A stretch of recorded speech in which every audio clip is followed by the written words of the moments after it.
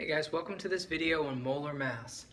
So the molar mass is the mass of a molecule expressed in grams. So how much does a molecule weigh in grams?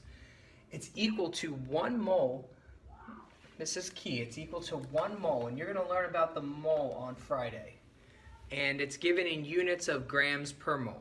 So G-MOL, that's where grams is in the numerator, moles are in the denominator. So how do you figure out this molar mass? The molar mass for elements are found on the periodic table. So when you look up the molar masses, you can find them right here. We called them the atomic mass in the beginning of the year. What's interesting that atomic mass is also the molar mass, and we'll learn more why that is.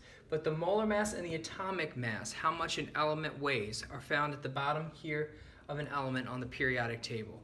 There's 4 steps to find the molar mass of any molecule, not element. An element's found on the periodic table, but for a molecule we have 4 steps. Step number 1, you're going to count the atoms in the compound. We just did a video on counting atoms. Number 2, you're going to look up the mass of each atom on the periodic table. So you'll find each of the masses. Number 3, you're going to multiply the mass by the number of atoms that you have. And then you're going to add up the whole thing. So if you're looking for the mass of a molecule, it makes sense that last step is where you're going to add up all of the mass. So let's look at 2 examples. Here comes the cool flip. Oh, there's the flip. All right. Molar mass. If I ask you for the molar mass of water, which is H2O, our first step, step 1, is to count up the number of atoms. So I have a subscript here of 2, that's 2 atoms of hydrogen, and I have nothing here. We could technically put a 1 here. We don't write it. It's understood. We have 1 atom of oxygen. So then we go to the periodic table and we look up and we say, all right, how much does hydrogen weigh? Hydrogen has a molar mass of 1 gram per mole, and oxygen has a molar mass of 16 grams per mole. And you're probably thinking, wait a minute. When I looked it up on the periodic table, it said 15.99994. A rule of thumb from here on out, round to the 3rd significant figure. Okay? All right, let's keep moving. Now, we're going to do some math. So we got 2 times 1 is 2. 1 times 16 is 16. So 16 plus 2 is 18 grams per mole. Water weighs 18 grams per mole. In your calculator, you'll put this in as 2 times 1.0 plus 1 parentheses 16.0 and hit enter.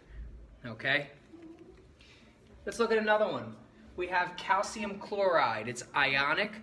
This is the anion, so we add an I to it. So we have 1 atom of calcium and we have 2 atoms of chlorine. Remember when we put it in its formula and it's an anion, we say chloride. So you have calcium chloride, but 2 atoms of chlorine.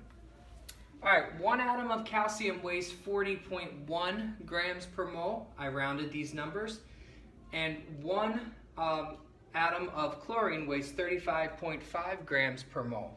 So I have 1 and 2 of each respectively. So I take 1 times 40.1 plus 2 times 35.5, hit enter, and I get 111.1 grams per mole.